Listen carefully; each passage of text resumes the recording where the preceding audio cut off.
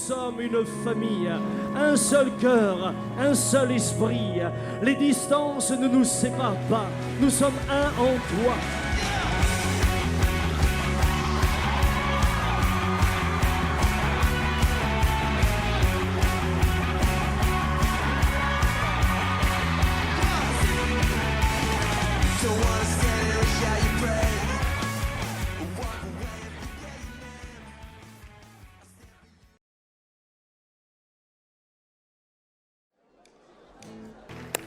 Ce matin, je suis vraiment dans la joie d'être avec vous et je voudrais continuer le message que nous avons commencé il y a 15 jours de cela, dont le thème est « Vous êtes le temple du Saint-Esprit ». Et je ne voudrais pas trop introduire en résumant la première partie puisque le temps m'est toujours compté.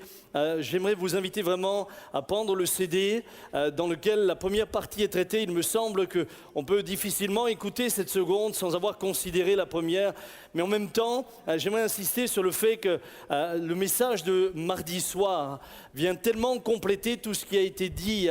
Et mardi soir, je dirais que cela fait partie de ces messages d'anthologie qu'il nous faudrait tous avoir dans nos pas bibliothèque, mais CD-tech ou je ne sais pas. Jean-Marie nous a apporté un excellent message dans lequel, entre autres, il parlait du temple et je voudrais vous encourager à le prendre également de manière à ce que moi je puisse directement entrer dans ma deuxième partie ce matin. 1 Corinthiens, chapitre 3, verset 16. « Ne savez-vous pas que vous êtes le temple de Dieu et que l'Esprit de Dieu habite en vous ?» Et maintenant, vous allez voir votre voisin et vous lui dites ce verset. « Ne sais-tu pas que tu es le temple de Dieu et que l'Esprit de Dieu habite en toi ?»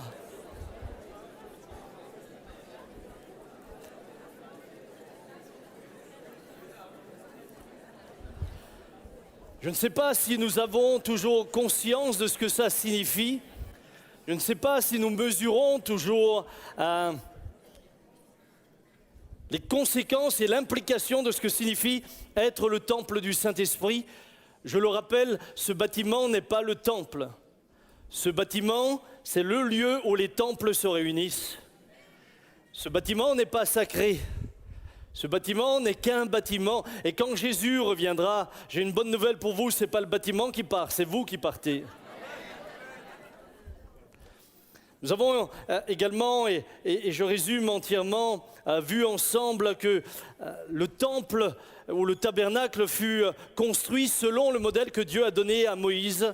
Et il est dit 18 fois que Moïse exécuta les travaux exactement d'après le modèle qui lui avait été donné, ce modèle étant une préfiguration de ce qui était à venir. C'est-à-dire que c'était l'ombre de ce qui est à venir, comme dirait Jean-Marie, c'était la maquette de ce qui est à venir. Et nous nous rappelions ensemble que nous ne pouvons pas espérer être remplis du Saint-Esprit et être les temples du Saint-Esprit si nous ne nous construisions pas selon le modèle qui est le nôtre. Et notre modèle à nous, c'est Christ. S'il y avait un modèle pour le tabernacle, il y a un modèle pour tous les disciples. Et Jésus nous invite à lui ressembler. Le disciple n'est pas plus grand que son maître, mais tout disciple accompli sera comme son maître. Nous ne pouvons pas nous imaginer devenir les temples du Saint-Esprit si nous faisons de ce temple ce que nous faisons, voire pire. Nous pourrions donner, suivant notre manière de nous mener, nous pourrions donner accès à l'ennemi de nos âmes, au temple que nous sommes. Et nous l'avons vu ensemble la fois dernière, je ne m'étendrai pas là-dessus. Ceci dit, aujourd'hui, j'aimerais continuer dans l'analogie entre le tabernacle et le temple que nous sommes. Tout d'abord, vous rappelez que le mot tabernacle, et ça a été dit mardi soir, signifie tente. Alors même, Jean-Marie, si c'est une tente améliorée, c'est tout de même une tente. Israël vivait sous des tentes. Et le Dieu des armées voulait s'identifier à son peuple. Le Dieu des armées voulait comme son peuple, habiter sous une tente. Voyez-vous, à l'époque, les populations païennes qui étaient autour d'Israël avaient également des dieux et de nombreux dieux. Mais leur Dieu était souvent rattaché à un endroit. Le Dieu était souvent lié à une montagne, ou lié à une rivière, ou lié à un arbre, ou lié à un objet, mais c'était toujours un lieu où il fallait revenir. Et lorsque le païen se déplaçait, eh bien, son Dieu restait là où il l'avait laissé. Mais le Dieu d'Israël était en train de dire à son peuple, je vais voyager avec toi, et où toi tu seras, Israël, je serai avec toi. Et là, il commence à lui faire découvrir que finalement, Dieu est chez lui partout. Où qu'il aille, il est chez lui. Israël avait maintenant la certitude, l'assurance que le Dieu qu'ils adoraient était au milieu d'eux, était avec eux. Ce n'était pas un endroit auquel il était lié. D'ailleurs, Jésus va dire quelque chose à une Samaritaine. Il va lui rappeler que l'heure vient où ce ne sera ni sur cette montagne, ni à Jérusalem que vous adorez le Père, dans Jean 4, 21. Et au verset 24, il dira, Dieu est esprit, et il faut que ceux qui l'adorent, l'adorent en esprit. Jésus dira qu'il y a ce temps où ce n'est plus un lieu que sera attaché l'adoration, parce que là où sera mon peuple, je serai avec eux. Là où sera mon fils et ma fille, je serai avec lui. Jésus a dit, je suis avec vous tous les jours jusqu'à la fin du... Quel sujet de joie! Et comment est-il avec nous alors que lui partait? Alors que lui partait au ciel, il pouvait dire, mais je suis avec vous tous les jours jusqu'à la fin du monde. Écoutez ce qu'il leur avait dit. Et moi, je prierai le Père, et il vous donnera un autre consolateur, afin qu'il demeure éternellement avec vous, l'Esprit de vérité que le monde ne peut recevoir, parce qu'il ne le voit point et ne le connaît point. Mais vous, vous le connaissez. Et il s'adresse à ses disciples, écoutez bien. Il leur dit, car il demeure avec vous. Mais là, il continue et il dit, et il sera en vous. Et il parle au futur. Et il parle au futur. Frères et sœurs, comprenez bien, Jésus est en train de dire aux disciples, l'Esprit de Dieu est avec vous pour l'instant. Mais le temps va venir où il sera en vous. Cependant, au moment où Jésus leur parlait, eh bien, cette dimension ne pouvait pas encore s'accomplir parce qu'il fallait que Jésus donne tout d'abord, comme nous l'avons entendu si bien mardi soir, sa vie sur la croix. Il fallait que sa vie soit donnée sur la croix. Et je vous l'ai rappelé la fois dernière, la croix est un lieu de transfert. Mes péchés sont transférés sur Christ et sa justice est transférée sur moi. La croix est un lieu de transfert parce que le sacrifice de la croix met fin à tous les sacrifices liés au temple, puisqu'il est le sacrifice suprême. Et il nous permet de devenir les temples du Saint-Esprit. L'Esprit de Dieu ne pouvait pas venir en nous tant que le sang de l'agneau ne nous purifiait. C'était impossible. Impossible. Le Saint-Esprit ne vient pas si le sang de l'agneau n'a pas d'abord lavé celui qui s'approche de Dieu. Il nous faut d'abord être purifiés. Et c'est pourquoi le Saint-Esprit ne remplira jamais un non-croyant. Le Saint-Esprit ne viendra jamais habiter dans une maison dans laquelle finalement on refuse la sainteté. Le Saint-Esprit vient dans des hommes et des femmes qui ont été sanctifiés et sanctifiés par le sang de Christ. C'est pourquoi il leur dit, il est avec vous, mais il sera en vous. Et en effet, ils firent cette expérience tellement merveilleuse de la Pentecôte. Frères et sœurs, comme les Hébreux avaient le tabernacle au milieu d'eux, nous avons le Saint-Esprit en nous. Et je sais que où que j'aille, quoi que je fasse, il est là. Mais en même temps, ça devrait m'amener à une sanctification toujours plus grande, parce que ça signifie que tout ce que je regarde, il le voit avec moi. Tout ce que je dis, il l'entend avec moi. Tout ce que je fais, il le fait avec moi. La question est, peut-il regarder tout ce que je regarde? Peut-il dire oui et amen à tout ce que je dis? Et peut-il être d'accord avec tout ce que je fais? Il y en a qui crient déjà non. Je crois que l'objectif, c'est que justement nous soyons en accord et que l'Esprit de Dieu puisse se réjouir, afin que là où nous allions, il soit avec nous. Car remarquez, ils avaient le tabernacle, ils avaient l'arche, mais ce n'est pas parce qu'ils avaient l'arche que l'Esprit était toujours avec eux. Lorsqu'ils péchaient, la présence de Dieu n'était plus là présente dans l'arche ou sur l'arche. Souvenez-vous, les fils de Samuel vont en faire, les fils d'Élie vont en faire les frais. Israël va partir combattre leurs ennemis de toujours, les Philistins. Et voilà qu'alors qu'ils sont en route, et qu'ils vont se battre contre les Philistins, eh bien, soudain, les Philistins ont la victoire sur eux. Et Israël est dépité. Et je voudrais juste lire ce texte avec vous, et je vais vous le donner rapidement. Israël est dépité dans 1 Samuel 4, versets 3 et 4. Et ensuite, écoutez ce qui se passe. Le peuple va faire quelque chose. Ils se dirent, allons chercher à Silo l'arche de l'alliance de l'Éternel, qu'elle vienne au milieu de nous et qu'elle nous délivre de la main de nos ennemis. En d'autres termes, ils cherchent l'arche, mais comme un talisman, comme un objet de superstition. Si l'arche est avec nous, Dieu sera avec nous et nous aurons la victoire. Résultat des courses, lorsque l'arche de l'alliance de l'Éternel entra dans le camp, tout Israël poussa de grands cris de joie et la terre en fut ébranlée. Le retentissement de ces cris entendus des Philistins, ils dirent, que signifient ces grands cris qui retentissent dans le camp des Hébreux? Et ils apprirent que l'arche de l'Éternel était arrivée au camp. Les Philistins eurent peur parce qu'ils crurent que Dieu était venu dans le camp. Malheur à nous, dirent-ils, car il n'en a pas été ainsi jusqu'à présent. Malheur à nous. Qui nous délivrera de la main de ces dieux puissants? Ce sont ces dieux qui ont frappé les Égyptiens de toutes sortes de plaies dans le désert. Fortifiez-vous et soyez des hommes, Philistins, de peur que vous ne soyez asservis aux Hébreux comme ils vous ont été asservis. Soyez des hommes et combattez. Écoutez bien, l'arche était présente.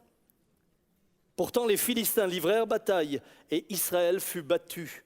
Chacun s'enfuit dans sa tente. La défaite fut très grande et il tomba d'Israël 30 000 hommes de pied. L'arche de Dieu fut prise et les deux fils d'Élie, Ophni et Phiné, moururent. Mon frère, ma sœur, tu as beau déclarer que tu es le temple du Saint-Esprit. Tu as beau déclarer que Dieu est avec toi comme l'arche était avec le peuple et au travers du tabernacle, la présence de Dieu. Si ma vie et si ta vie ne s'accordent pas sur le modèle, alors nous sommes en danger de défaite. Et nous pouvons toujours, au nom de notre pentecôtisme, au nom de notre revêtement du Saint-Esprit, au nom de tout ce que vous voulez, aller à la bataille, vous la perdrez. Faites attention, nous ne pouvons pas mener la bataille dans toutes les conditions. Nous pouvons la mener quand Dieu est avec nous. Et Dieu est avec nous quand nous sommes avec lui. Celui qui garde mes commandements. Mon frère, ma sœur, ce matin, il est tellement important. J'ai vu tellement d'hommes, de femmes, de croyants partir et, pardonnez-moi, eh bien se casser les dents. Et ensuite dire, mais ouais, Seigneur, j'avais la foi. Tu n'avais pas la foi, c'était de la présomption. Tu vivais loin de Dieu. Tu vivais dans des conditions qu'il ne peut pas approuver et tu pensais qu'il serait quand même avec toi. On ne se moque pas de l'Éternel. Il nous faut réaliser ces choses, elles sont essentielles. Permettez-moi une deuxième analogie. Notre corps, temple du Saint-Esprit, est également une tente. Savez-vous que notre corps est une tente? L'apôtre Paul dit, si le tabernacle était une tente, nous aussi. Nous savons en effet, dit Paul, que si cette tente où nous habitons sur la terre est détruite, nous avons dans le ciel un édifice qui est l'ouvrage de Dieu, une demeure éternelle qui n'a pas été faite de main d'homme. Mon frère, ma sœur, tu es le temple du Saint-Esprit, mais tu es dans un temple qui est comme une tente, qui est comme le tabernacle, elle se détruit. Si tu ne me crois pas, regarde la photo quand tu avais 20 ans et regarde-toi aujourd'hui.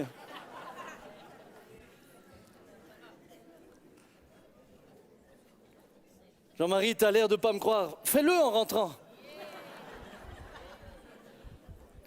Je vous l'ai déjà dit un jour, parfois on arrive chez les gens, ils ont toujours leurs photos de mariage, tu sais, quand ils sont jeunes. Et quand tu les regardes, tu dis, ça c'est de la publicité mensongère. C'est pas les mêmes. Parce que le corps dans lequel on est, il s'use et ça, malgré vos crèmes hydratantes, malgré les liftings, malgré tout, il y en a qui sont tellement liftés que quand ils sourient, les pieds montent, mais ça change rien. Ça change rien. Notre corps s'use. Mais là, il y a une analogie. C'est quelque chose, en lisant la parole de Dieu qui m'est venue, et je me suis dit, waouh, ça c'est tellement beau. Voyez que plus tard, David eut à cœur de bâtir un temple pour y placer l'arche. Et il est dit, Appliquez maintenant votre cœur et votre âme à chercher l'Éternel, votre Dieu. Levez-vous et bâtissez le sanctuaire de l'Éternel, Dieu, afin d'amener l'arche de l'alliance de l'Éternel et les ustensiles consacrés à Dieu dans la maison qui sera bâtie au nom de l'Éternel. Alors, juste un mot sur l'arche. Vous avez le tabernacle. L'arche se trouvait dans le lieu très saint, dans le tabernacle. L'arche, eh bien, était un coffre de 1,25 m de long sur 75 de haut et de large. Et c'est là, sur cette arche, qu'il y avait le couvercle propitiatoire. Et là, eh bien, le souverain sacrificateur, une fois dans l'année, venait y apporter le sang d'expiation pour tout le peuple. Et le lieu était tellement saint qu'on lui mettait des clochettes et on lui attachait une corde pour que si jamais il y était rentré de manière indigne et que Dieu le frappait de mort, on puisse le ressortir en tirant sur la corde. Parfois, j'ai l'impression qu'on devrait tous venir avec une corde ici. Ça vous montre le degré de sérieux, le degré de sainteté. Et dans l'arche, vous aviez les symboles, la manne, vous aviez la verge d'Aaron qui avait refleuri, vous aviez les tables de la loi, les tables des 10 commandements, vous aviez cela dans l'arche. Et là, la volonté de David, c'était maintenant de sortir l'arche. L'arche va maintenant rentrer dans un temple. En d'autres mots, c'est comme si l'âme du tabernacle, ce qui était le plus important, le plus précieux, ce qui était dans le lieu très saint, c'est comme si maintenant, eh bien, l'âme du tabernacle sort de la tente et on va le placer dans quelque chose de beaucoup plus grand. Avec force conviction, Jean-Marie, mardi soir, nous disait que le tabernacle avait été fait avec 1,5 tonne d'or pur. 1,5 tonne d'or pur. Mais permettez-moi de vous dire que David, pour le temple, eh bien, va mettre de côté pour son fils 30 000 tonnes d'or. Si le tabernacle était fait avec 1,5 tonne, dans le temple de Jérusalem, il y avait 30 000 tonnes d'or. Je ne sais pas si on... Pardon, 3 000 tonnes d'or et 30 000 tonnes d'argent. 3 000 tonnes d'or. Mais 3 000 tonnes d'or, frères et sœurs, moi je ne sais pas, moi j'en ai juste 10% et puis... C'est pas vrai, hein, n'allez pas raconter ça à quelqu'un. Hein.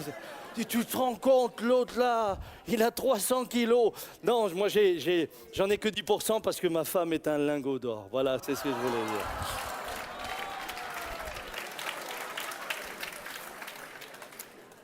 Mais elle fait pas 300 kilos, hein.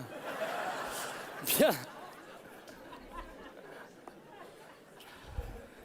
Mais tout d'un coup, vous avez là l'arche, l'âme du tabernacle qui rentre dans quelque chose de waouh, d'une tente, aussi belle soit-elle. Mais de cette maquette, il rentre dans un temple où tu as 3 000 tonnes d'or, 30 000 tonnes d'argent, et je vous passe tous les autres détails. C'est une dimension qui n'a plus rien à voir. Frères et sœurs, j'aimerais vous dire que pour nous, ce sera la même chose. Cette tente dans laquelle nous vivons, elle s'use et elle se détruit. Mais la Bible dit, il y a plusieurs demeures dans la maison de mon Père. Si cela n'était pas, je vous l'aurais dit, je vais vous préparer une place. Et lorsque je m'en serai allé et que je vous aurai préparé une place, je reviendrai et je vous prendrai avec moi, afin que là où je suis, vous y soyez aussi. Il y a un tabernacle qui nous attend, qui est extraordinaire et qui n'a plus rien de comparable avec notre corps mortel. Il y a un avenir pour nous qui est glorieux. Être chrétien, c'est être en route vers quelque chose d'extraordinaire que nos mots ne peuvent même pas qualifier. La Bible dit que là-bas, il n'y a plus de deuil, plus de souffrance, plus de maladie, il n'y a plus toutes ces choses-là. Et j'aimerais dire à tous ceux qui souffrent, à tous ceux qui sont dans l'épreuve, à tous ceux qui ne sont pas délivrés, à tous ceux qui vivent des conditions difficiles, hey, cette tente dans laquelle tu es, autant je peux comprendre que tu veux la délivrance de ta souffrance, autant avec compassion de tout mon cœur, je veux prier pour toi. Mais j'aimerais te dire que pour et malgré tout, quoi qu'il arrive, tu es en route vers un temple glorieux. Tu es en route vers un temple glorieux. ce qui nous attend n'a aucune commune comparaison avec ce que nous sommes. Comme l'arche est rentrée dans un temple qui n'avait plus rien à voir avec le tabernacle, ce qui nous attend, frère, ce qui nous attend, sœur. Papa Jean avait une vision du ciel, mais chaque fois qu'il en parle, il a envie de partir. On ne peut pas, on n'a pas les mots pour exprimer ce qui est devant nous. Et c'est pour cela, ça vaut la peine d'être chrétien. Ça vaut la peine d'aimer Jésus. Ça vaut la peine de le suivre. Ça vaut la peine. Ça vaut la peine, je vous le promets, ça vaut la peine. Ça vaut la peine. Je suis tellement heureux de le connaître. Maintenant, troisième analogie, le tabernacle était couvert de différentes couches. Vous aviez, la première couche, c'était une couche de peau de dauphin. C'est-à-dire que quand vous arriviez, il y avait là d'abord les tentures qui faisaient le tour du tabernacle, c'était le parvis. Vous pouviez être devant le parvis, mais en étant devant le parvis, vous pouviez voir le tabernacle qui dépassait. Cependant, ce que vous pouviez voir du tabernacle, c'était juste la première couche. Il y avait 4 couches de différents. La première, c'était une couche de peau de dauphin. Après, vous aviez des peaux, etc. Je ne vais pas rentrer dans les détails là, puisque je voudrais juste rester sur cette première idée. Quand vous regardiez les peaux de dauphin, c'était rien de chatoyant, c'était rien de beau, c'était rien d'attirant pour l'œil. C'était fait comme ça, c'était plutôt un gris, une espèce de gris bleu, c'était quelque chose, ça pouvait sembler un peu délavé. En d'autres termes, quand tu étais à l'extérieur du parvis, tant que tu n'étais pas rentré à l'intérieur, tu ne pourrais pas voir la gloire qui se trouvait. Tant que tu étais à l'extérieur, c'était banal, il n'y avait rien d'attirant, contrairement aux dieux des païens. Les dieux païens avaient des temples, avec des ornements. D'ailleurs, aujourd'hui encore, j'étais en Inde, quand vous voyez certains temples hindous, vous êtes juste impressionnés. Vous êtes juste impressionnés. Il y a aujourd'hui dans le monde différentes religions qui ont des temples. J'ai vu différents temples à différents endroits. Et les temples sont là juste pour t'impressionner. Et tout d'un coup, tu te sens écrasé. C'est comme si la puissance du Dieu qui est à l'intérieur se démontrait dans cette grandeur. Mais Dieu n'avait pas commandé ça. Il avait commandé juste une peau de dauphin. Parce que sa gloire, elle n'est pas à l'extérieur. Elle est à l'intérieur.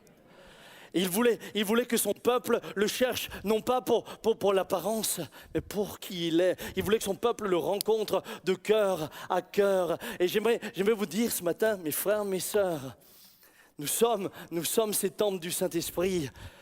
Il le disait ce matin tellement bien, on est fous aux yeux du monde. Quand ils nous regardent, ils se disent, mais c'est qui ces types-là ? Vous savez que Papa Jean et moi, on en énerve beaucoup, mais sans rien leur faire. Juste parce qu'ils se disent, mais comment ils ont réussi à faire un truc comme ça? Les gars, ils n'ont pas de diplôme, ils n'ont rien, c'est un paysan, l'autre c'est un serreur de boulons, et c'est vrai, moi je peux même pas dire le contraire. Moi je serrais des boulons un peu Peugeot, et c'était bien. Et Papa Jean, il vendait des chewing-gums, c'était bien. C'est pas l'ENA. C'est pas les grandes facultés. Nous, on n'est pas sortis avec bac plus 5 en théologie. L'autre jour, il y a un frère qui m'a dit, ah, ma fille vient de passer le bac français. Je dis, waouh, super. Elle a eu combien? 20 sur 20. J'ai dit, et tu me dis ça à moi? Moi, quand mes parents sont arrivés chez le professeur pour lui demander pourquoi vous lui avez mis 0, il a répondu, c'est parce qu'on n'a pas trouvé de note plus basse.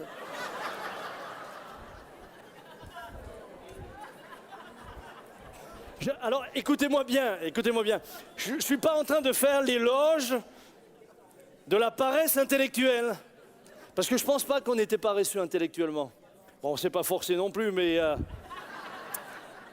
Non, c'est pas... J'ai des enfants qui ont étudié, il y en a qui ont étudié longtemps. C'est pas ça le problème. Ce que je veux dire, c'est qu'il n'y a aucun parmi nous qui doit être complexé. Si tu as fait des études et que tu es rempli du Saint-Esprit, gloire à Dieu. Mais ta gloire, ce ne sont pas tes titres humains. Ta gloire, ce ne sont pas tes diplômes. Ta gloire, ce n'est pas ta réussite. Ta gloire, c'est la présence du Saint-Esprit en toi. Ça, c'est ta gloire. Ça, c'est ta gloire. Et le reste, c'est passager. Et là, j'aimerais aussi m'adresser aux plus humbles qui, très souvent, à cause de leur manque de reconnaissance de la société, qui, très souvent, à cause de leurs problèmes, moi j'avais un ami, il me faisait mal au cœur, il écrivait jamais de mail parce qu'il fait des fautes d'orthographe. Et j'avais tellement mal au cœur de voir mon ami ne jamais faire de mail parce qu'il était complexé, il avait peur qu'on pense de lui, que c'est un nul, etc. Heureusement que je n'ai pas été atteint par ce syndrome, sinon j'aurais jamais écrit. Et parfois j'écris, mais maintenant je suis prudent, je mets le correcteur. Mais le correcteur, il fait aussi des fautes, alors je suis rassuré, je dis on est à deux. Pourtant toi t'es réputé intelligent. Et puis après je le montre encore à ma femme ou à ma fille, et puis je le fais corriger comme ça pour arriver enfin au bout. Alors des fois bien sûr, elles me disent t'as vraiment pas réfléchi en écrivant, hein. Alors je réfléchis au sens, mais pas forcément à la forme. Mais j'aimerais dire aux plus humbles ici, peut-être à ceux que tout le monde méprise, ne te laisse pas, comment dirais-je, impressionner. Tu es le temple du Saint-Esprit. Tu ressembles comme moi à une peau de dauphin, mais tu es le temple du Saint-Esprit. Ne te laisse pas humilier. Lorsque l'apôtre Pierre a compris qui il était, c'est avec hardiesse qu'il est sorti. Et je bénis Dieu pour tous ces jeunes gens hardis. J'en vois un là-bas avec des lunettes qui est notre caméraman. Il est là ce matin, il a anniversaire aujourd'hui. J'aimerais te féliciter. Lève-toi à ta place, lève-toi à ta place. Moi j'aimerais féliciter ce jeune homme. Et j'aimerais que tu te retournes vers ton voisin, dis-lui, relève ta tête, tu es le temple du Saint-Esprit. Tu es le temple du Saint-Esprit.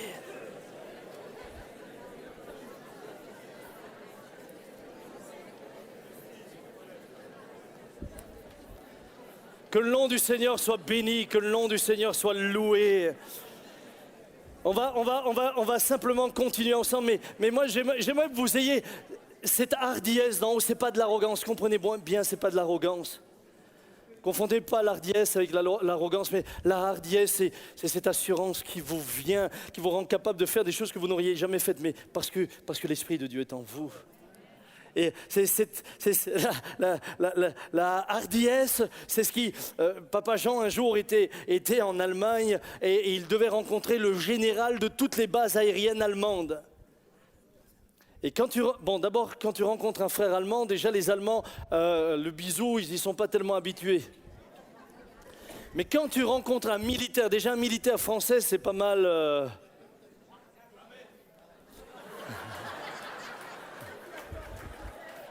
On en a déjà repéré un, voilà.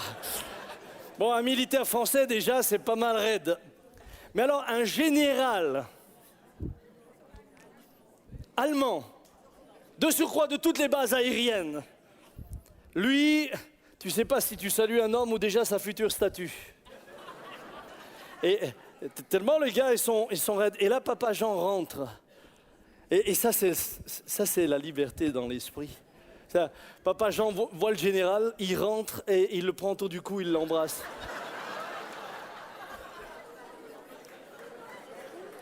Vous savez ce qui s'est passé? Le gars s'est effondré en pleurs. Il dit voilà ce que j'attends depuis des années. On a tellement de crainte de moi que plus personne m'approche.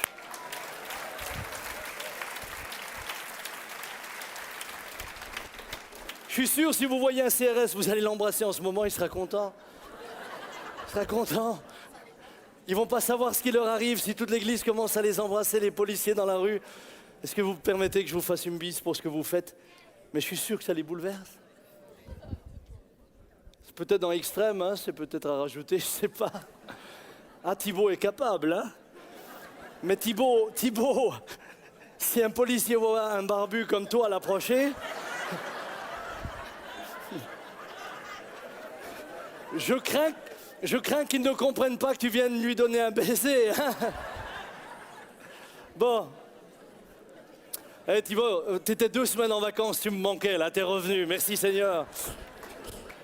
Le tabernacle, et c'est une autre analogie, était un lieu de communion et d'adoration.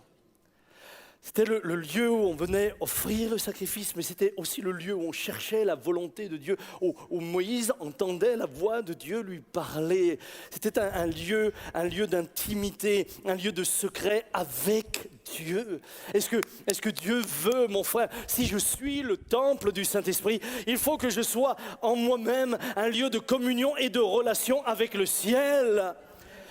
Il faut que ce soit un lieu dans lequel Dieu peut venir parler et moi je suis là et j'écoute. On n'est pas seulement là avec des titres, je suis le temple du Saint-Esprit, ça veut rien dire. Si je suis le temple du Saint-Esprit, je suis un lieu d'adoration. Je suis un lieu de louange, je suis un lieu de prière, je suis un lieu où dans l'intimité je rencontre Dieu. Écoutez ce que l'Écriture nous dit. Mais quand tu pries, dit Jésus, entre dans ta chambre, ferme ta porte et prie ton Père qui est dans le lieu secret et ton Père qui voit dans le secret te le rendra. C'est là qu'il veut te rencontrer. Nous avons dit que nous avons un modèle, c'est Jésus. Mais souvenez-vous que notre modèle aimait partir soit tôt le matin à la rencontre de son Père, soit tard le soir. Mais la communion avec le Père lui était indispensable. Il la fallait. Frères et sœurs, vous n'aurez jamais plus d'autorité que ce que vous êtes en réalité dans le secret. Toute votre autorité vient du secret de votre relation avec Dieu. Tout le reste, même moi, je peux être sur une estrade. Ce n'est pas l'estrade qui donne l'autorité. On peut faire des discours. J'ai prêché à des dizaines de milliers de personnes. Ce n'est pas ça ce qui donne l'autorité. L'autorité, tu la reçois dans la communion avec Dieu, dans le lieu secret. C'est là qu'est l'autorité. C'est là que tu le rencontres. C'est quand personne te voit. C'est quand personne ne t'applaudit. C'est quand personne ne peut louer ta foi ou louer quoi que ce soit. C'est là que tu es vrai. Et c'est là que Dieu t'attend. Je pourrais dire tant de choses là-dessus, mais j'aimerais continuer. Sa présence au-dessus du tabernacle dirigeait le peuple hébreu. Écoutez bien. Dans Exode 40, aussi longtemps que durèrent leurs marches, les enfants d'Israël partaient quand la nuée s'élevait de dessus le tabernacle, et quand la nuée ne s'élevait pas, ils ne partaient pas jusqu'à ce qu'elle s'élevât. La nuée de l'Éternel était de jour sur le tabernacle et de nuit, et il y avait un feu aux yeux de toute la maison d'Israël pendant toute leur marche. Il en est de même pour nous. C'est pour ça que Paul dit, je dis donc dans Galates 5, marchez selon l'esprit et vous n'accomplirez pas les désirs de la chair. Nous sommes appelés à marcher par l'esprit. Israël ne bougeait pas tant que la nuée ne bougeait pas. Et celui qui bougeait sans que la nuée bouge, bougeait à ses risques et périls. Et celui qui restait sur place, au moment où la nuée se déplaçait et ne suivait pas le camp, restait à ses risques et périls. Mon frère, ma sœur, être le temple du Saint-Esprit, c'est être un homme, une femme qui écoute la voix de Dieu et qui met en œuvre ce qu'il dit. Mais permettez-moi de vous dire, ce que je rencontre souvent, c'est des gens qui veulent entendre la voix de Dieu, mais ils veulent toujours l'entendre prophétiquement. Je voudrais une parole de la part du Seigneur. Je voudrais que le Seigneur me parle du haut de l'estrade. Je voudrais qu'un prophète vienne chez moi et me dise ceci ou cela. Je voudrais ceci, je voudrais cela. Voilà ce que trop souvent nous pensons. Mais j'aimerais vous dire que le premier moyen par lequel Dieu vous parle, c'est sa parole. Elle est inspirée par l'Esprit. Si tu ne mets pas en pratique ce que sa parole dit, si tu ne suis pas sa parole, en suivant sa parole, tu suis l'Esprit qui l'a inspiré. Alors ne t'attends pas à voir la gloire de Dieu. C'est en suivant sa parole premièrement. Jésus dit, alors que des femmes le louaient, elles disaient, heureuses les mamelles qui t'ont allaité. Et là il dit, heureux plutôt ceux qui écoutent la parole de Dieu et qui la gardent. C'était le temple du Saint-Esprit. Alors tu marches selon l'Esprit. Mais si tu marches selon l'Esprit, tu gardes sa parole et tu la mets en pratique. J'ai des gens qui viennent parfois me voir très spirituel, etc. Mais ils ne prennent pas le temps pour lire leur Bible. Ils ne la mettent pas en œuvre. Alors ils vous parleront de puissance, de démons et de tout ce que vous voulez. Mais ils ne marchent pas selon l'Esprit. Marcher selon l'Esprit, c'est dans ton quotidien, faire ce que Dieu te demande de faire. L'autre jour, j'avais un voisin, le gars il me fatigue, je vais être honnête avec vous. Il vient d'emménager là, mais moi j'ai un chien qui de temps en temps aboie, je suis désolé pour lui, il ne miaule pas, mais il aboie. Puis là, de temps en temps, du haut de son balcon, il se met à hurler, mais le gars il habite à 100 mètres de chez moi. Et il hurle. Quand des enfants jouent, il hurle. Et là, l'autre jour, ça a commencé à me chauffer. Je lui dis, bon, toi, quand tu te rencontres, on va s'expliquer. Et je sais aussi parler. Tu vas voir que si tu voulais être seul, tu n'avais qu'à aller habiter dans le désert. Il n'y avait pas de voisins, pas de chiens et pas d'enfants. Et je nourrissais ça. Ça vous est déjà arrivé ? Intérieurement, je nourrissais ça. Et j'étais en train d'affiner mes phrases. Je les préparais. J'avais déjà les scuds en tête. Et je sais que vous riez parce que vous savez tous comment on fait. Hein ? Parce que vous aussi, souvent, avant que le scud il sort, vous l'avez préparé. Et vous l'avez même amélioré, vous lui avez mis des ailerons en plus, avec un moteur un peu plus fort pour que, quand il part, mon ami, tu te fais exploser. Donc j'étais en pleine méditation d'attaque. Quand j'ouvre la Bible, et là je lis le psaume de David. Éternel, je bénis le méchant. Et plus j'avançais, plus mon scud se retournait contre moi. C'est comme si le Saint-Esprit m'a dit, voilà, prends-le toi maintenant. Pah ! J'ai dit, Seigneur, je renonce, je vais commencer à le bénir. Là, je m'entraîne en ce moment, je m'entraîne. Hein, alors, hier soir, j'ai passé avec le chien, il me regardait du haut de ça, et je le voyais me regarder, je sentais, et moi j'étais là avec le chien, je lui souriais. Je m'entraîne. Marcher selon l'esprit, c'est renoncer à réagir selon la chair. C'est commencer à dire, Seigneur, je veux, mais j'ai béni Dieu lorsque j'ai lu ce texte, j'ai dit, Seigneur, tu me sauves. Marcher selon l'esprit, c'est dans le quotidien. Je l'avais dit mardi, il n'y a pas longtemps. J'ai pris un autostoppeur allemand à Colmar. Je m'arrête, je prends le gars, il monte dans la voiture, il dit 3 mots, j'avais compris qu'il est allemand. Faut aller Pelfort. Répondu, moi, allez Pelfort. Puis après, je lui ai parlé en allemand, c'était super sympa. Et quand il était dans la voiture, j'ai commencé à lui parler de Jésus, etc. Et le gars, il me regardait des yeux comme ça, et tout d'un coup, il me dit, ja, wissen Sie, heute Morgen hat mich jemand genommen, schauen Sie, was mir gegeben hat. Ce matin, quelqu'un m'a pris, regardez ce qu'il m'a donné, et il sort une Bible Gédéon. Et je lui dis, hey gars, le Seigneur te cherche. Le matin, il te donne la Bible, l'après-midi, le pasteur peut te l'expliquer. Oh! Alors le gars, il est dans la voiture et tout, on parle ensemble, super sympa, etc. Il partait voir la Mannschaft. Bon, maintenant, il n'a plus besoin. Et Entschuldigung, Bruder Pavletta, das war stärker als mich. Et puis,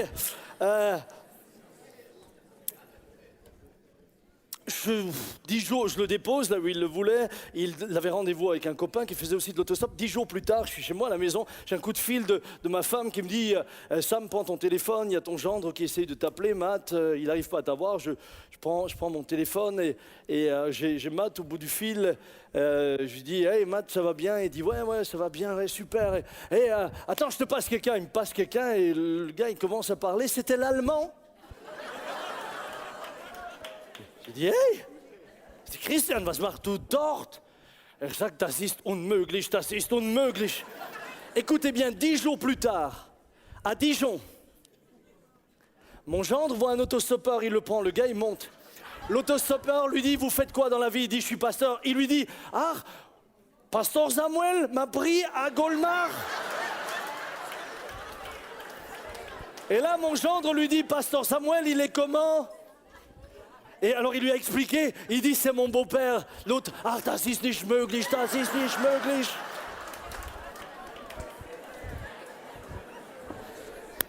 Hey, ça date de là, il y a quelques jours. Qu'est-ce que je suis en train de vous dire? Quand vous obéissez naturellement à la parole de Dieu, quand vous témoignez, tout d'un coup, vous vous inscrivez dans un plan beaucoup plus grand que vous, beaucoup plus large. Vous ne le voyez pas, vous ne le lisez pas, mais Dieu est en train de vous utiliser. Mon frère, ma soeur, au moment où j'ai pris ce gars-là, moi, je n'avais pas l'impression que j'étais en train d'être conduit par l'Esprit, mais j'étais conduit par l'Esprit. Et le matin, un frère allemand qui ne sait pas qui je suis, l'a pris, lui a donné une Bible, il a fait son job, j'ai fait mon job, mon gendre a fait son job. Et le gars va être sauvé. Nous posons parfois des actes et nous ne savons pas ce qui est en train de s'accomplir. Vous êtes le temple du Saint-Esprit. Oh frères, sœurs, écoutez ce que sa parole dit. J'ai là un tas de témoignages que j'aurais voulu donner, mais je n'ai pas le temps. Là où se trouvait l'arche, se manifestait la puissance miraculeuse de Dieu. Et c'est un autre parallèle. Écoutez bien, Josué qui passa le Jourdain, il est dit, et dès que les sacrificateurs, dans Josué 3,13, j'ai encore 8 minutes, et dès que les sacrificateurs qui portent l'arche, peut-être plus, mais bon, et dès que les sacrificateurs qui portent l'arche de l'Éternel, le Seigneur de toute la terre, poseront la plante des pieds dans les eaux du Jourdain, les eaux du Jourdain seront coupées, les eaux qui descendent d'en haut, et elles s'arrêteront en un monceau. En d'autres mots, quand Dieu arrivait et que les sacrificateurs portaient l'arche, au moment où ils mettent le pied, un miracle a lieu, Dieu intervient. Parce que Dieu est là. Et si nous sommes les temples du Saint-Esprit, il se passe quelque chose. Regardez notre modèle. Que nous dit notre modèle? Christ, ayant entendu parler de Jésus, une femme, celle qui était atteinte d'une perte de sang depuis 12 ans, elle vint dans la foule par derrière et toucha son vêtement. Car elle disait, si je puis seulement toucher ses vêtements, je serai guérie. Au même instant, la perte de sang s'arrêta. Et elle sentit dans son corps qu'elle était guérie de son mal. Maintenant écoutez, Jésus connut aussitôt lui-même qu'une force était sortie de lui. Je vous pose la question, quel est le nom de cette force? Le Saint-Esprit qui était en lui. Au moment où cette femme touche par la foi, l'Esprit inonde le corps de cette femme et elle est guérie au nom de Jésus. Mon frère, ma sœur, écoutez bien ce qu'il est dit dans Acte 1, verset 8. Mais vous recevrez une force quand le Saint-Esprit descendra sur vous. Acte 1,8, en français courant, ils l'ont traduit. Mais vous recevrez une force quand le Saint-Esprit descendra sur vous. En d'autres termes, quand l'Esprit de Dieu est là. Au moment où tu pries pour les malades, il n'y a pas que les mains que tu poses. Il y a une force qui sort de toi. C'est la présence de l'Esprit en toi et qui permet aux malades d'être guéris. Lorsque tu passes à quelque part, il suffit que tu passes, il se passe quelque chose. J'ai fait une expérience il y a quelque temps de cela. Nous étions à un anniversaire et puis j'étais allé pour l'anniversaire, tout le gâteau, etc. Et je me réjouissais, moi j'aime les anniversaires. Et puis il y avait une sœur qui était là, qui était souffrante depuis des semaines. Et puis elle dit à son mari, tiens, ils étaient aussi invités, j'en profiterai, si Sam est là, il peut prier pour moi. Et quand on est arrivé, à l'anniversaire, il y avait des croyants, des non-croyants, etc. Elle ne voulait pas me déranger, elle ne voulait pas me demander de lui imposer les mains. Alors elle a fait une prière, elle disait, au-dedans d'elle-même, Seigneur, l'ombre de Pierre guérissait les malades. Alors toi, tu peux faire que quand il passe, quelque chose se passe. Et moi, je n'étais pas du tout dans le truc. J'étais là pour la fête. Moi, j'étais le gâteau, le crément sans alcool. Non, ça n'existe pas encore. Hein. Bon, ça. Bon, alors c'était avec alcool. Bon, je croyais que ça existait déjà. Peut-être que je viens de l'inventer. Et à un moment donné, je passe avec mon assiette, et c'est elle qui me le dit. Je passe avec son assiette avec mon assiette à côté d'elle. Je veux me servir, je retourne. Et elle dit, à ce moment-là, toutes les douleurs étaient parties. Toutes les douleurs, ça s'est arrêté là. Frères et sœurs, j'étais même pas conscient. On n'est même pas conscient. C'est lui qui est là. C'est sa présence. Si seulement tu avais conscience de ce qui se passe où tu es, quand l'Esprit habite en toi. Si seulement tu avais conscience de ce qui peut se passer. Et à ce moment-là, tu sais que toute la gloire n'est qu'à lui, à lui seul. Parce que toi, tu ne sais même pas ce qui est en train de se passer. J'ai vécu la même chose avec un jeune homme, mais d'une autre manière, un jeune homme, j'arrive, il voulait me voir, c'était un étudiant en théologie. J'arrive et puis je devais enseigner là, et quand j'arrive, il dit, je veux vous voir. Je dis, écoute, là je viens d'arriver, je suis fatigué, mais on va se fixer un rendez-vous. Il dit, si, je veux vous voir. Je dis, ben, on va se fixer un rendez-vous. Et puis je lui fixe un rendez-vous le lendemain. Et il vient me voir avec son responsable, et quand il vient, il s'assied. Je dis, voilà, jeune homme, maintenant on peut parler ensemble, dis-moi, qu'est-ce que tu as sur le cœur? Il dit, vous m'énervez.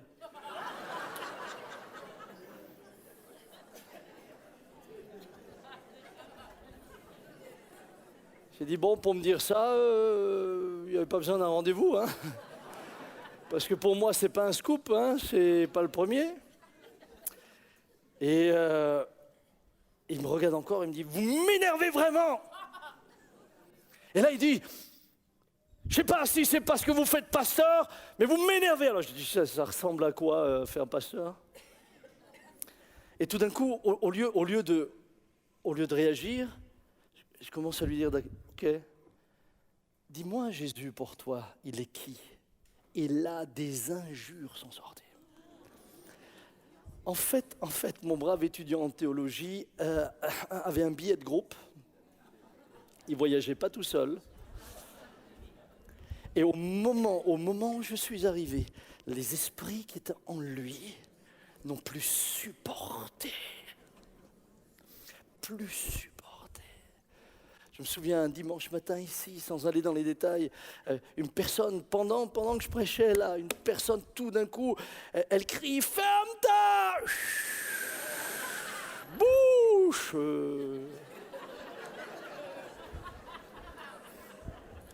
Mais là, c'était...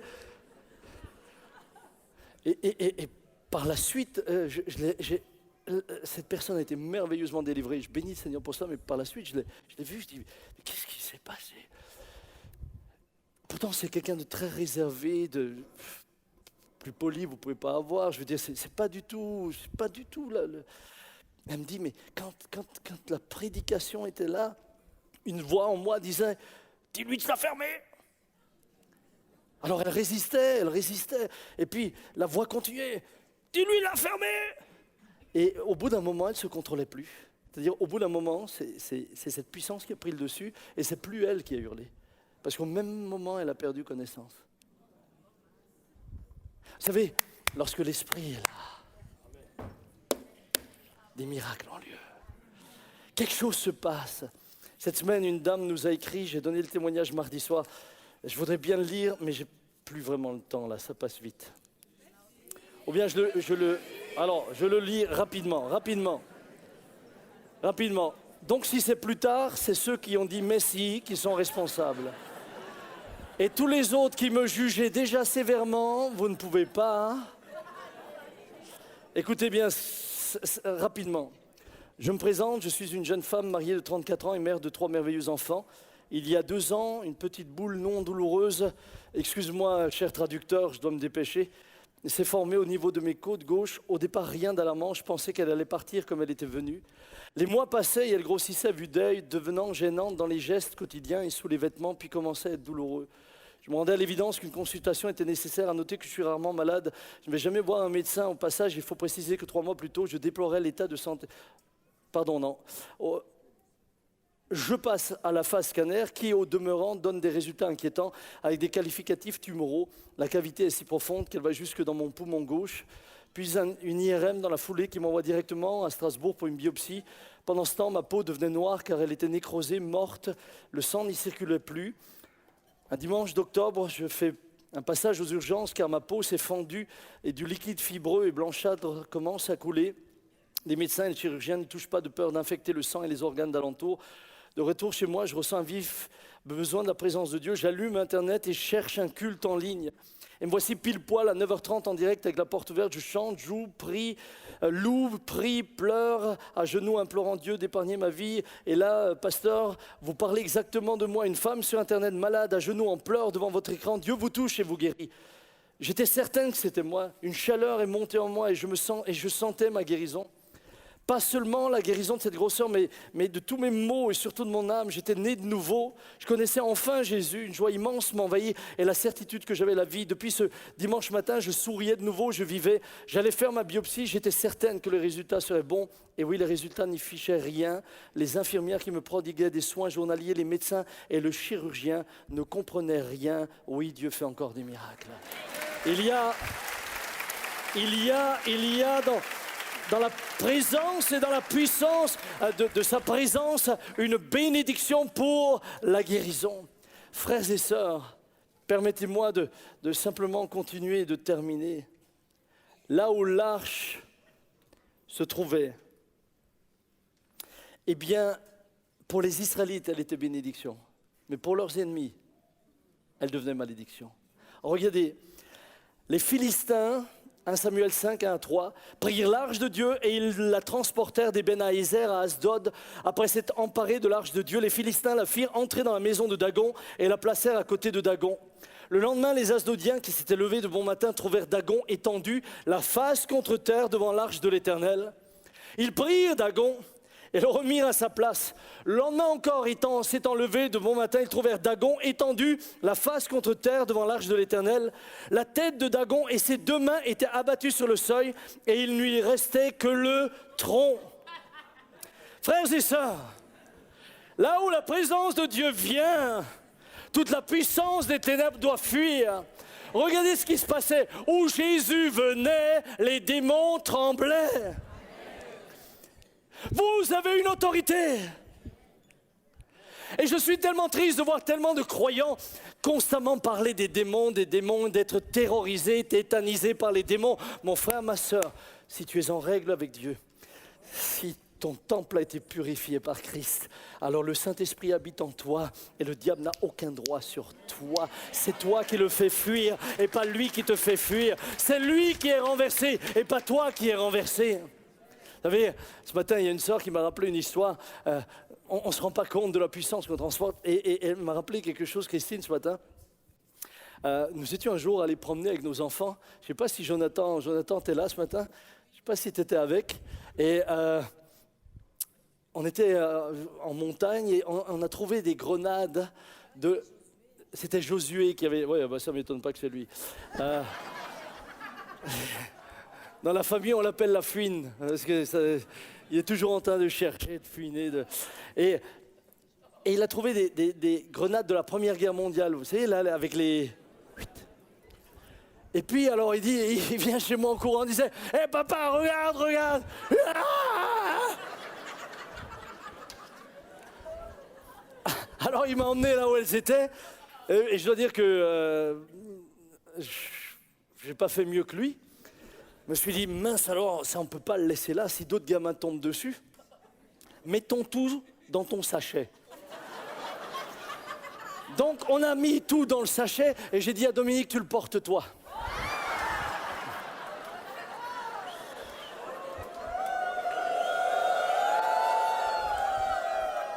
Non, mais c'était un pas de la foi de ma part. Et donc bon... On arrive près d'un restaurant qui était blindé, plein de monde. Et alors là, je reprends le sachet, je rentre dans le resto. On voulait d'ailleurs boire un pot, mais il n'y avait pas de place.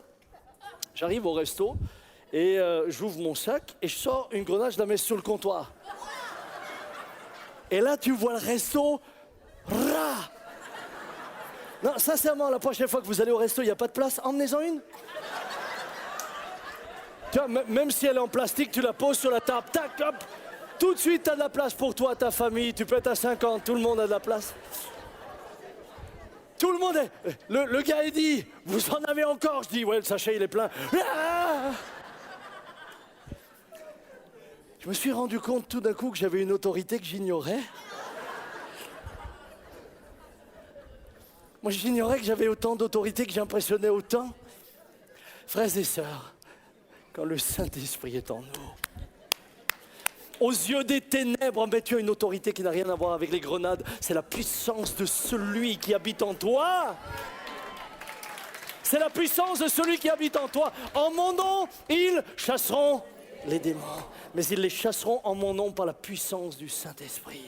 Frères, sœurs, ce matin, j'aimerais de tout mon cœur vous exhorter, vous encourager. Vous savez, quand nous avons été pendant presque une année accablés par le diable, quand nous avons été tellement, oppressés avec la maladie de notre fils Benjamin, lorsque en psychiatrie, on me l'avait enfermé pendant plusieurs jours parce qu'il avait agressé une personne, lorsqu'on s'est retrouvé, et ça a duré tous ces mois, et c'était terrible, lorsqu'en même temps le bâtiment ici était arrêté, 3 ans de construction arrêtée, lorsqu'en même temps il y avait un liquidateur dans l'affaire pour différentes raisons, j'avais le sentiment qu'on n'en sortira jamais, et tout d'un coup, je vous l'avais dit, je ne rentre pas dans les détails, mais après que cette infirmière à l'hôpital psychiatrique qui n'était pas chrétienne m'ait parlé, quand je suis sorti, je m'assieds dans la voiture et je ne peux pas vous dire que j'ai entendu une voix, mais c'est comme si j'entendais un dialogue.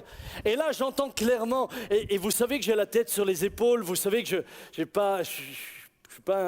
suis pas un espèce d'extrémiste spirituel qui entend des voix tout le temps, etc. Mais là, j'entends clairement, Satan, c'est terminé, tu ne le touches plus.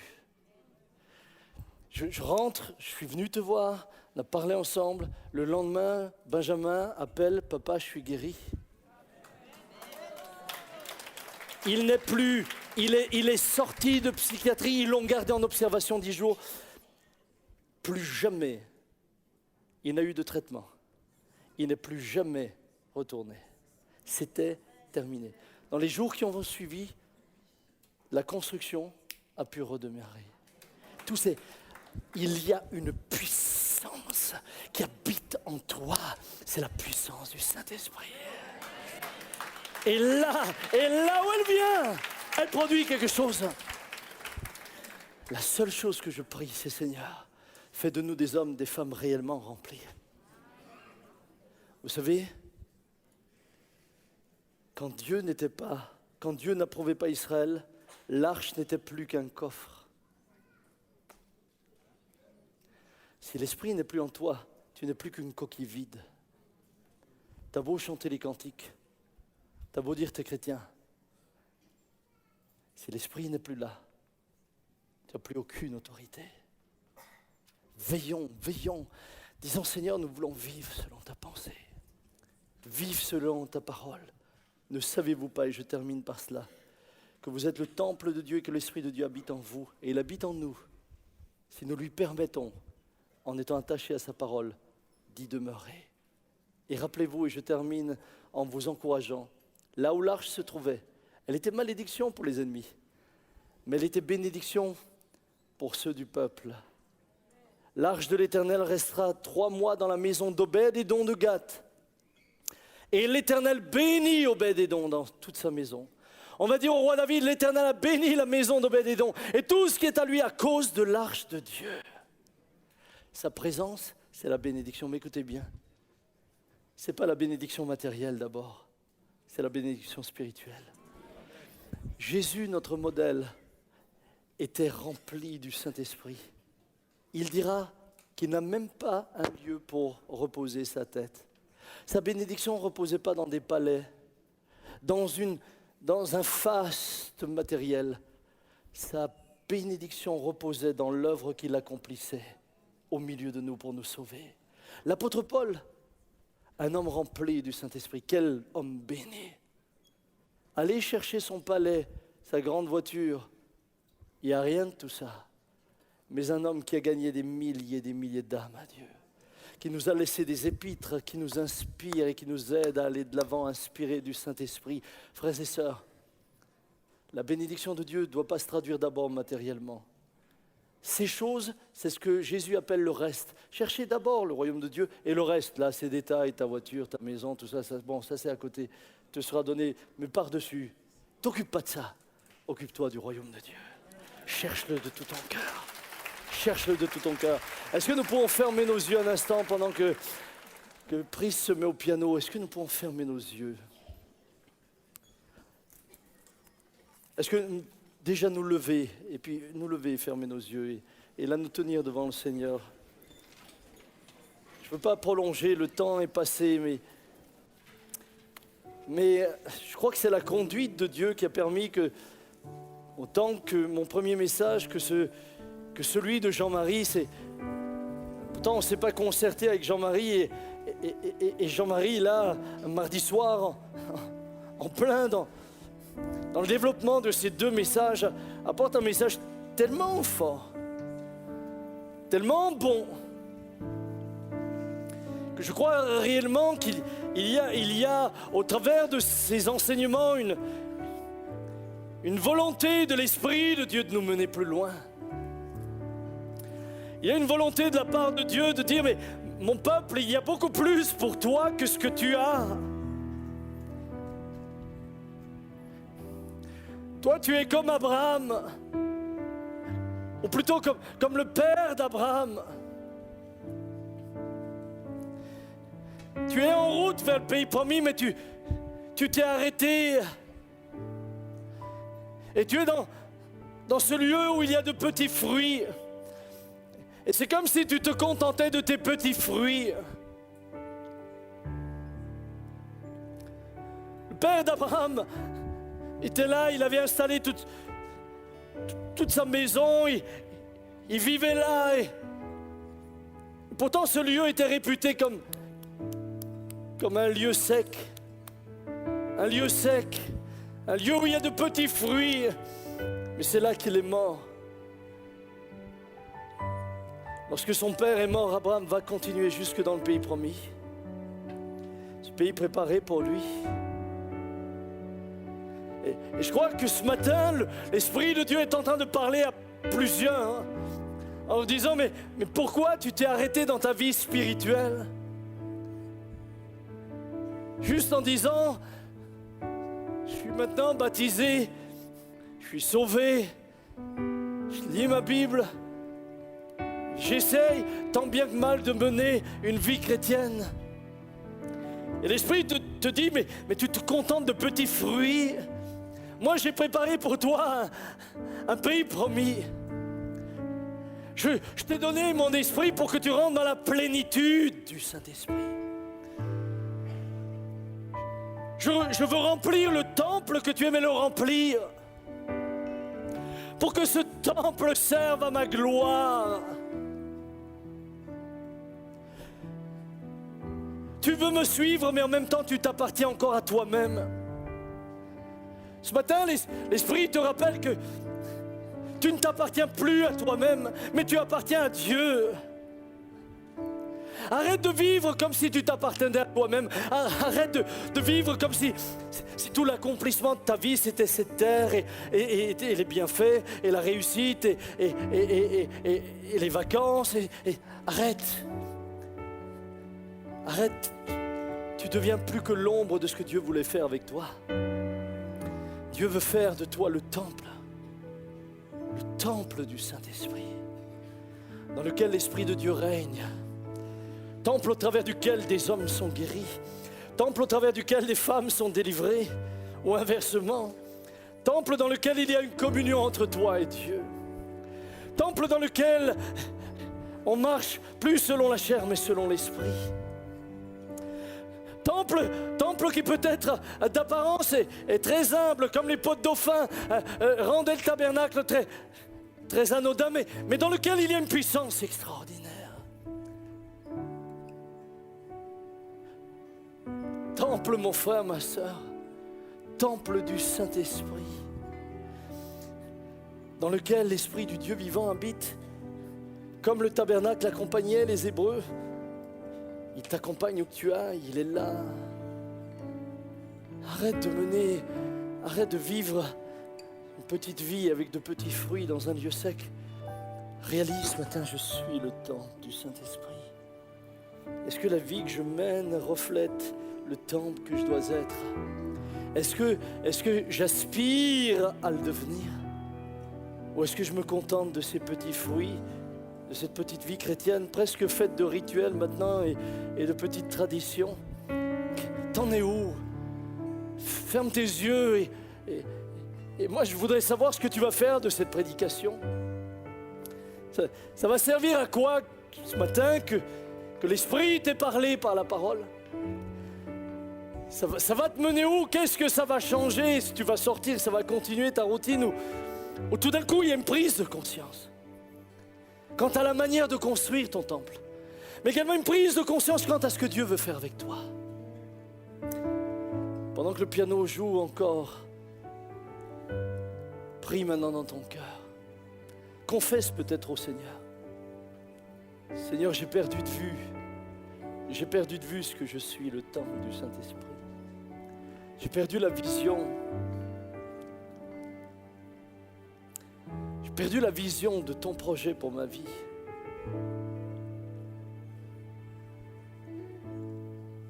Tu ne m'as pas seulement appelé à te célébrer ici le dimanche, et c'est très bien, et c'est juste. Viens, c'est ta place, c'est ma place ensemble. Mais demain, tu as encore le temple. Cet après-midi, ce soir, et toute la semaine prochaine, et où tu es parmi tes amis, l'Esprit de Dieu va-t-il pouvoir t'utiliser? Prie dans ton cœur. Père, je bénis ton peuple. Je sais que tu veux nous mener plus loin. Je sais que tu veux nous tirer plus haut.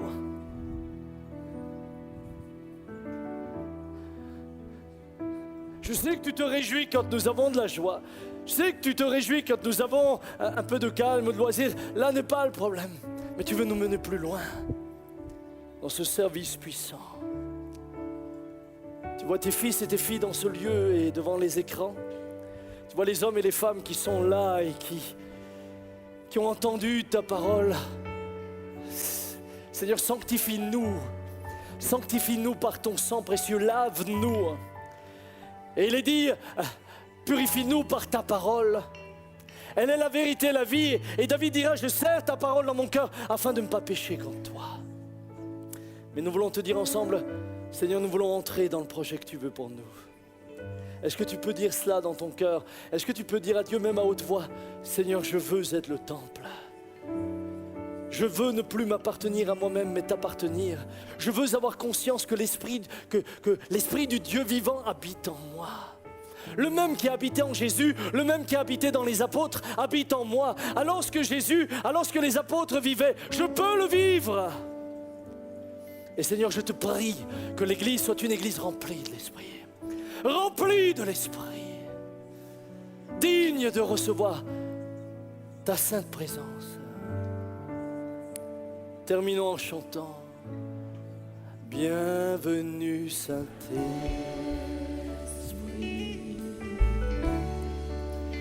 nous sommes en ta présence. Remplis-nous de ta puissance. Viens et règne en nous.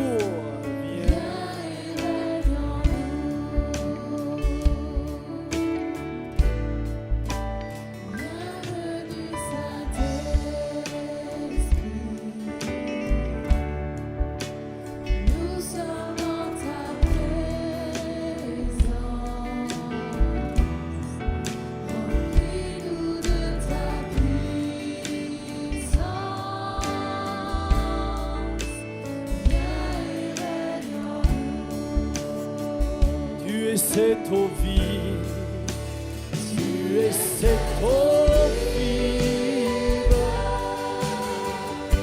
source d'eau intarissable,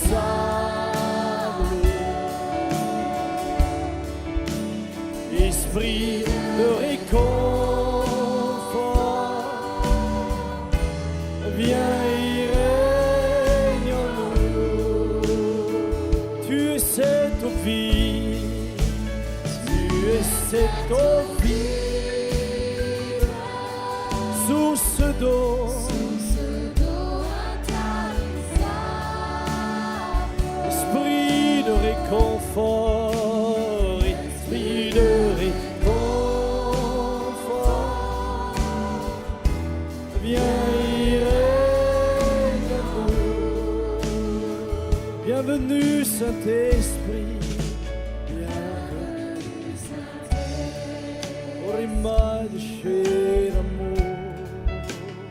Nous sommes en ta paix.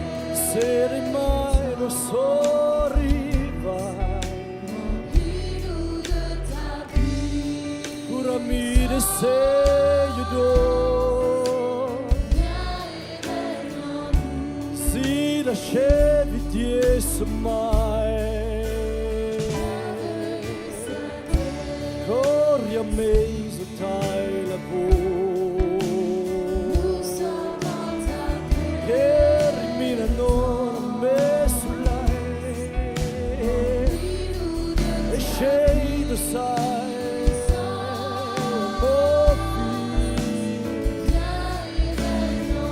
Chantez dans l'esprit sur cette mélodie encore une fois. Ramarosa, Ramayolo, Rida se, Shirame, Serami, Rida Soria Veraio, Rida Serameia, chi la veda e a so rasce, libertorami. Samaro mai,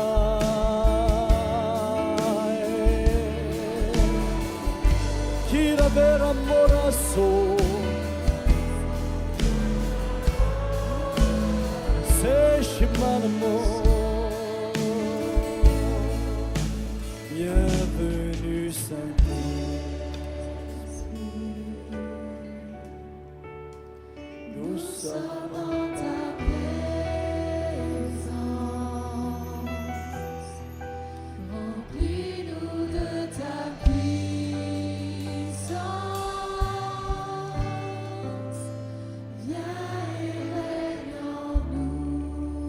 Encore ce matin, un homme, monsieur, vous êtes sur mon côté droit, vous ne venez pas fréquemment, mais très souvent vous venez pour faire plaisir et vous accompagner plutôt qu'autre chose, mais vous êtes agacé intérieurement.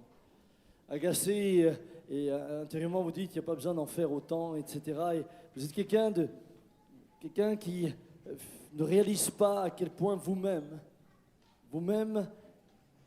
avez une opinion de vous qui est tellement élevée que vous écrasez ceux qui sont autour de vous.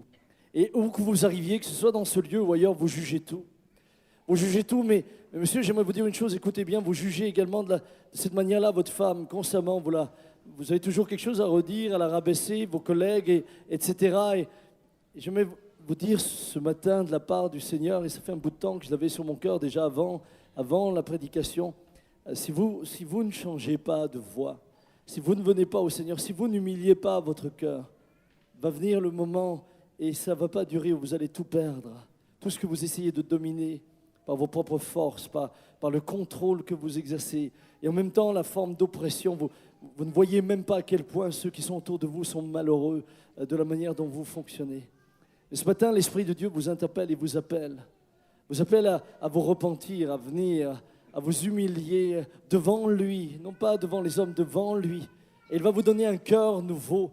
Vous avez une très haute estime de vous-même quant à tout ce qui est spirituel, mais vous êtes depuis longtemps égaré loin de la vérité. Et le Seigneur vous dit simplement, repens-toi, parce que ce matin, je te parle encore par amour et je veux te faire grâce. Il est encore temps de voir tout changer. Alors repens-toi et viens à moi dans l'humilité, et là tu verras ma gloire. Père, je te remercie pour ta parole ce matin. Je te remercie pour ton peuple.